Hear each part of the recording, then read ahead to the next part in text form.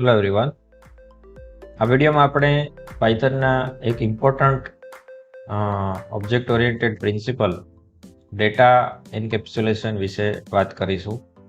અહીંયા સ્ક્રીન પર આપણી પાસે એક એક્ઝામ્પલ છે જેમાં કાર ના રિલેટેડ ડેટા સ્ટોર કરવા માટે એક ક્લાસ બનાવેલો છે, જેમાં એક કન્સ્ટ્રક્ટર મેથડ પણ હાજર છે, જેમાં ઇનપુટમાં મેક અને મોડેલ એ બે ડેટા સ્વીકારવામાં આવે છે. મેક એટલે કાર કઈ કંપનીની છે એના વિશેની વાત થાય છે, અને મોડેલ એટલે એ જે કંપની છે એનું કયું કારનું મોડેલ છે એના વિશેની વાત થાય છે. તો એ ડેટા ઓબ્જેક્ટ ડિક્લેર કરતી વખતે આપવામાં આવશે અને એના વેરિયેબલ જે છે એ સેટ થશે.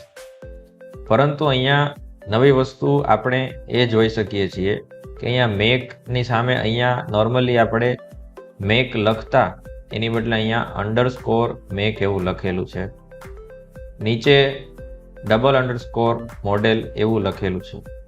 તો એ બંનેનો મતલબ શું થશે?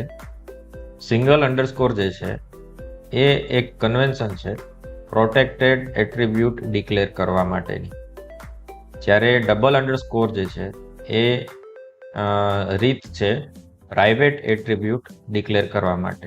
એટ્રીબ્યુટ એટલે પ્રોપર્ટી એટલે કોઈ પણ ડેટા આપણા ક્લાસમાં રહેલા હોય એને આપણે એટ્રીબ્યુટ અથવા પ્રોપર્ટી તરીકે ઓળખીએ છીએ. તો આ રીતે જ્યારે ડિક્લેરેશન કરવામાં આવે તો જ્યારે આપણે ઓબ્જેક્ટનું નામ અને મેક મોડેલ એવું આપણે યુઝ કરીશું તો આપણને એના ડેટા મળશે નહીં. તો ડેટા મેળવવા માટે પછી શું કરવામાં આવે છે? તો ગેટ અને સેટ એવી મેથડ્સ ડેવલપ કરવામાં આવે છે, જેને ઘણી વખત ગેટર અને સેટર તરીકે પણ ઓળખવામાં આવે છે. તો એવી મેથડ્સ બનાવવામાં આવે છે.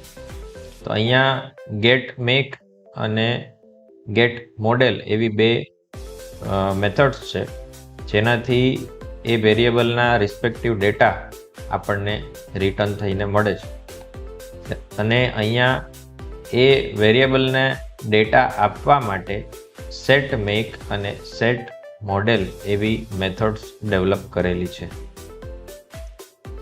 તો આ વધારાની મેથડ બનાવવાથી આપણું કોડિંગ કરવાનું બર્ડન ઇન્ક્રીઝ થાય છે, છતાં આપણે આવું શું કામ કરીએ છીએ એ ક્વેશ્ચન રેઝ થાય.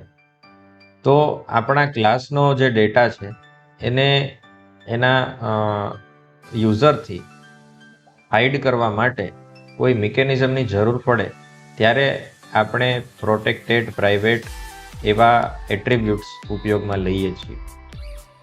ઓબ્જેક્ટનું નામ પછી ડોટ કરીને વેરિયેબલના નામ પ્રિડિક્શનમાં આવી જાય એવું આપણે એડિટરમાં ઘણી વખત કોડિંગ કરતી વખતે જોયેલું છે. તો અહીંયા આ રીતે ડિક્લેરેશન કરવાથી ડોટ મોડેલ એવું લખીએ તો પણ એ વેરિયેબલ આપણને એક્સેસિબલ નહીં થાય. તો ડેટા હાઇડ કરવો છે, એન્કેપ્સ્યુલેટ કરવો છે કે ભાઈ કેપ્સ્યુલમાં પૂરી દેવો છે, બરાબર છે.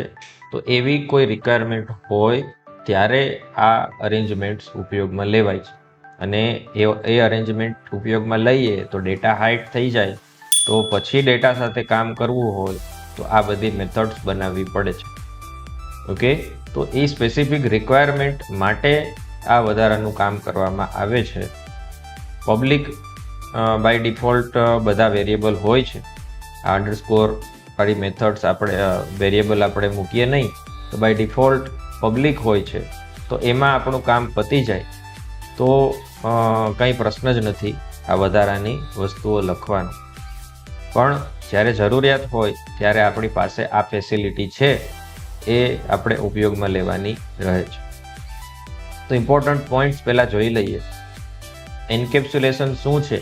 તો it is a technique for hiding classes, internal operations and exposing only information required for external ઇન્ટરેક્શન્સ.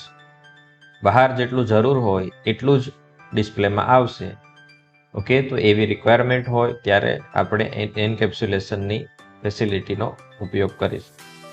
3 લેવલના એટ્રીબ્યુટ્સ હોય છે. પબ્લિક જે હોય છે બાય ડિફોલ્ટ, વેરિયેબલ અને મેથડ્સ પબ્લિક હોય છે પાયથનમાં. એને આગળ કંઈ લખીને કહેવું નથી પડતું કે આ પબ્લિક છે, તો that is default. Protected members with names prefixed by single underscore are considered protected by convention. આ રૂઢિ છે, ફરજિયાત નથી. અંડરસ્કોર લખવામાં આવે તો અંડરસ્કોર વાળા વેરિયેબલ્સ યુઝ નહીં કરવાના, એવી રૂઢિ છે. બરાબર છે, તો એ રીતે પ્રોટેક્શન એસ્ટાબ્લિશ થાય છે. ઓકે, વેરિયેબલ ખાલી નામ હોય, અંડરસ્કોર તો કે પ્રોટેક્ટેડ છે, ડબલ અંડરસ્કોર તો કે પ્રાઇવેટ છે. તો પ્રાઇવેટ શું છે, નેક્સ્ટ એ આવે છે. હવે પ્રાઇવેટમાં કોઈ રૂઢિ જેવું નથી. ડબલ અંડરસ્કોર તમે મૂકો છો, એ પ્રાઇવેટ ડિક્લેર થાય છે. પછી તમે એને એક્સેસ કરવાની ટ્રાય કરશો ડબલ અંડરસ્કોર મૂકીને પણ, તો પણ એ તમને આઉટપુટ નહીં આપે. ઓકે, શું કામ? તો કે નેમ મેંગલિંગથી એના નામ આખા ચેન્જ થઈ જાય છે ઇન્ટરનલી. ઓકે, હજી એને એક્સેસ કરાવો હોય તો કરી શકાય. તો એના માટે નેમ મેંગલિંગ શું છે એ તમારે સમજવું પડે. તો એમાં આ બધા વેરિયેબલ જે છે ડબલ અંડરસ્કોર વાળા, એમાં એનું નામ ઇન્ટરનલી ડબલ અંડરસ્કોર પછી પ્રાઇવેટ એટ્રીબ્યુટની બદલે class name underscore private attribute એવું થઈ જશે.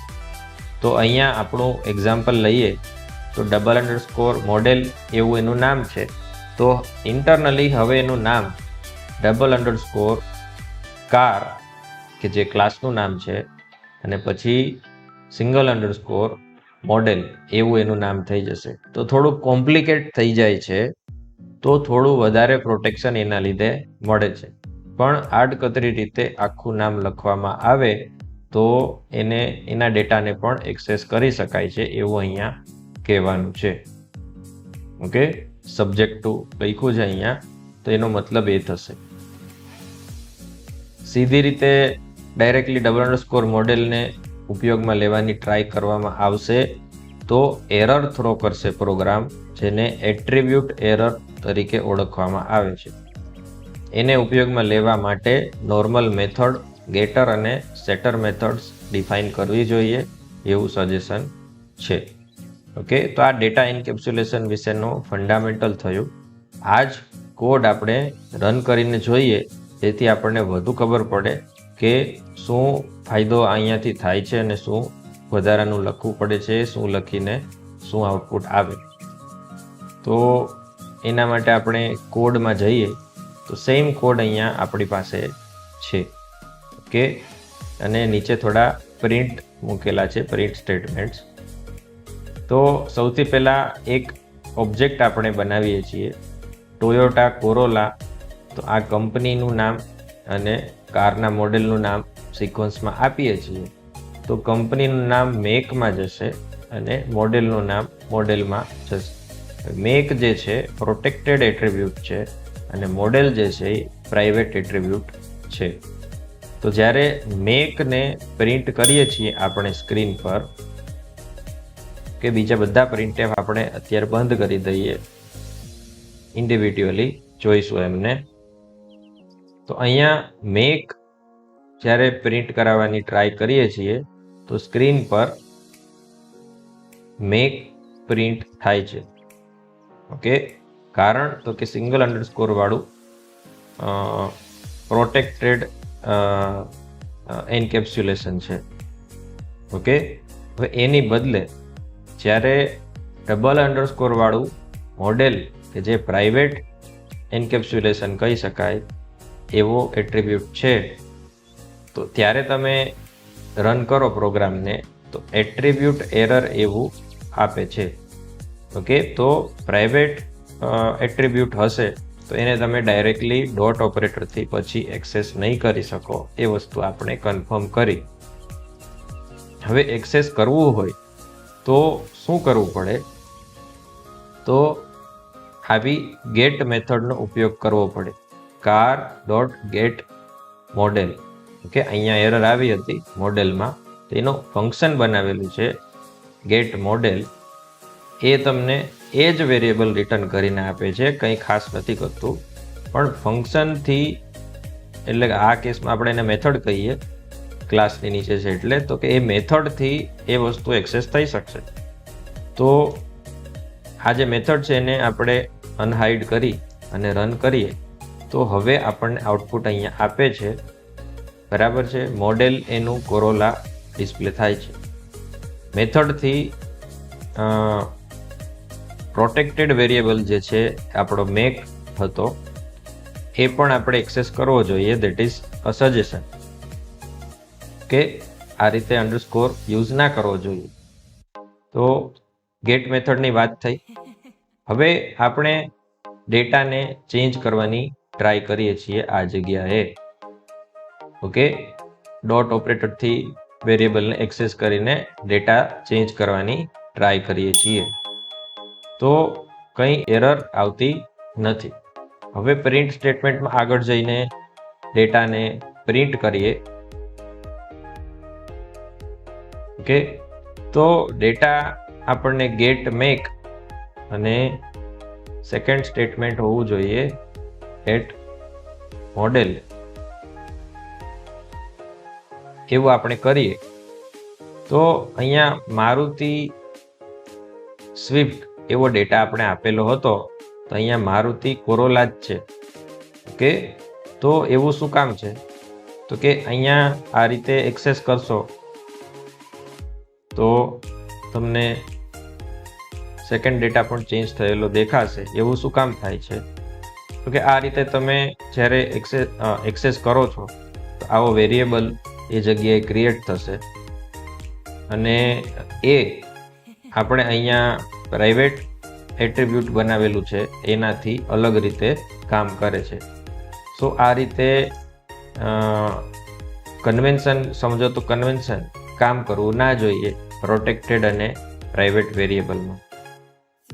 ઓકે, તો ડેટા ચેન્જ કરવાની વાત હતી. હવે અહીંયા આપણે જોયું કે ગેટ મોડેલ ફંક્શન જે છે એ આપણે રાખીએ